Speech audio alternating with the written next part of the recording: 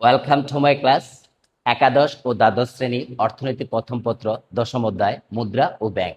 আজকের ক্লাসে আমরা অর্থের মূল্য বা মুদ্রার মূল্য বলতে কি বোঝায়, ভ্যালু অফ মানি, এই বিষয়টি নিয়ে আলোচনা করব। আমরা জানি অর্থের ক্রয় ক্ষমতাকে অর্থের মূল্য বা মুদ্রার মূল্য বলা হয়ে থাকে।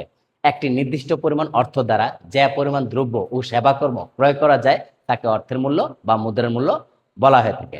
তাহলে আমরা লিখতে পারি, অর্থের ক্রয় ক্ষমতাকে অর্থের মূল্য বলে। অর্থাৎ নির্দিষ্ট পরিমাণ অর্থ দ্বারা যে পরিমাণ দ্রব্য সেবা ক্রয় করা যায় তাকে অর্থের মূল্য বলে। অর্থনীতিবিদ আরভিং ফিশার তার বিনিময় সমীকরণে বলেছেন, অন্যান্য অবস্থা স্থির থাকলে দ্রব্যের দামের সঙ্গে অর্থের মূল্যের সম্পর্ক বিপরীত। অর্থাৎ অর্থের পরিমাণ যদি দ্বিগুণ করা হয় তাহলে অর্থের মূল্য হবে অর্ধেক। তাহলে আমরা লিখতে পারি, ফিশারের মতে অন্যান্য অবস্থা স্থির থাকলে দ্রব্যের দামের সঙ্গে অর্থের মূল্যের সম্পর্ক বিপরীত। অর্থাৎ অর্থের পরিমাণ দ্বিগুণ হলে দাম স্তর দ্বিগুণ হয়, কিন্তু অর্থের মূল্য অর্ধেক হয়। সুতরাং অর্থের মূল্য 1 দাম স্তর, অর্থাৎ value of money is equal to 1/ফি। এখানে value of money phi is equal to price level. তাহলে আমরা যদি আবার একটু খেয়াল করি, অর্থের মূল্য বলতে অর্থের ক্রয় ক্ষমতাকে বোঝায়, অর্থাৎ নির্দিষ্ট পরিমাণ অর্থ দ্বারা যে পরিমাণ দ্রব্য বা সেবাকর্ম ক্রয় করা যায়। এখানে ফিশার বলেছেন, যদি অন্যান্য অবস্থা স্থির থাকে তাহলে দ্রব্যের দামের সঙ্গে অর্থের মূল্যের সম্পর্ক বিপরীত। অর্থাৎ যদি অর্থের পরিমাণ দ্বিগুণ হয় তাহলে দাম স্তর দ্বিগুণ হবে, কিন্তু অর্থের মূল্য হবে অর্ধেক। তাই এখানে আমরা লিখেছি অর্থের মূল্য ইজ ইকুয়াল টু 1 দাম স্তর, যেটাকে বিএম দিয়ে প্রকাশ করছে, এবং 1/পি। BM is equal to value of money, phi is equal to price level. এই সমীকরণ থেকে আমরা অর্থের মূল্য এবং দাম স্তরের সাথে বিপরীত সম্পর্ক চিত্রের মাধ্যমে প্রকাশ করতে পারি, যেখানে অর্থের মূল্যের পরিবর্তনকেও নির্দেশ করে। অর্থাৎ অর্থের ক্রয় ক্ষমতার পরিবর্তনকে অর্থের মূল্যের পরিবর্তন বলা হয়। আমরা এখন চিত্রের মাধ্যমে সেটা ব্যাখ্যা করব। প্রথমে আমরা লম্ব এবং ভূমি অক্ষ নিব। আমরা বরাবরই জানি লম্ব অক্ষে অর্থের মূল্য নির্দেশ করা হয়, অর্থের মূল্য বিএম নির্দেশ করা হয়, ভূমি অক্ষে দাম স্তর নির্দেশ করা হয়।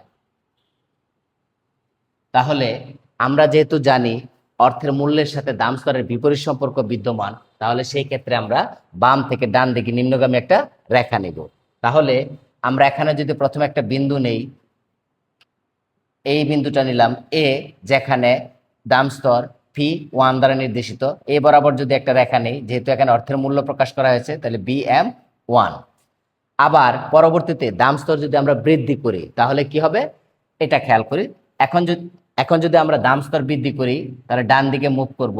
বরাবর যদি আমি রেখা অঙ্কন করি একটা, তাহলে বি বিন্দু নিলাম, এই বরাবর একটা রেখা যদি অঙ্কন করি BM2, আর দামটা হয়েছে ফি2। তাহলে এই যে রেখার মাধ্যমে আমরা দেখতে পাই দাম স্তর বৃদ্ধির কারণে অর্থের মূল্য পূর্বের যে এ বিন্দুতে ছিল এখন সেটা বি বিন্দুতে নেমে এসেছে, অর্থাৎ অর্থের মূল্য হ্রাস পেয়েছে। তাহলে আমরা এখানে আইডেন্টিফাই করে দিতে পারি দাম স্তর বৃদ্ধির কারণে অর্থের মূল্য হ্রাস পেয়েছে। আর যেহেতু আমরা এটা অর্থের মূল্য পেয়েছি দাম স্তরের সাপেক্ষে, তাহলে ফাংশন অফ ফি। তাহলে এই চিত্র থেকে আমরা এখন ব্যাখ্যা করতে পারি দাম স্তরের পরিমাণ বৃদ্ধির কারণে অর্থের মূল্য হ্রাস পায়। তাহলে এখন যদি চিত্রের ব্যাখ্যা চাওয়া হয় সেক্ষেত্রে আমরা কি করব, তাহলে আমরা এখানে চিত্রের সাপেক্ষে বলতে পারি চিত্রের ভূমি অক্ষের দাম স্তর, লম্ব অক্ষ অর্থের মূল্য নির্দেশিত।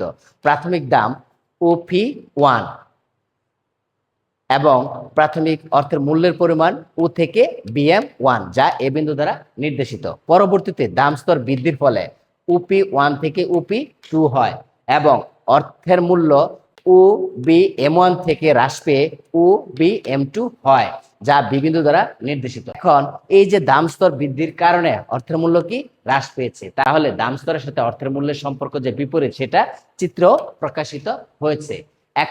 এখান থেকে আরেকটা বিষয় খেয়াল করা যায়, দাম স্তর বাড়ার কারণে যেহেতু অর্থের মূল্য হ্রাস পেয়েছে, তার মানে অর্থের মূল্যের পরিবর্তন হয়েছে। তাহলে এই চিত্রের সাপেক্ষে আমরা বলতে পারি যদি দাম স্তর বেড়ে যায় তাহলে অর্থের মূল্য হ্রাস পাবে। আবার যদি আমি বিপরীতভাবে খেয়াল করি, দাম স্তর যখন কমে যাবে তখন অর্থের মূল্য বৃদ্ধি পাবে। এটা আমরা চিত্রের মাধ্যমে দেখিয়ে দেই।